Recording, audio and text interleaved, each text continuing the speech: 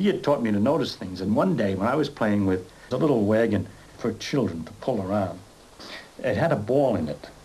I remember this. It had a ball in it. And I pulled the wagon, and I noticed something about the way the ball moved. So I went to my father and I said, "Say, Pop, I noticed something.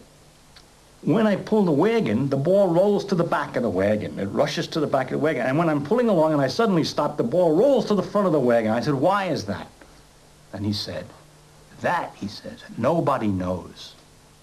He said, "The general principle is that things that are moving try to keep on moving, and things that are standing still tend to stand still unless you push on them hard."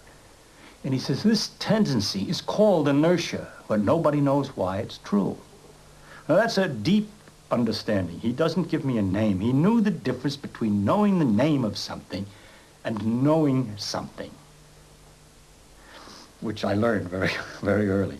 He went on to say, if you look close, you'll find the ball does not rush to the back of the wagon, but it's the back of the wagon that you're pulling against the ball, that the ball stands still, or as a matter of fact, from the friction, starts to move forward, really, and doesn't move back. So I ran back to the little wagon and set the ball up again and pulled the wagon from under it, and looking sideways and seeing indeed he was right, the ball never moved backwards in the wagon when I pulled the wagon forward.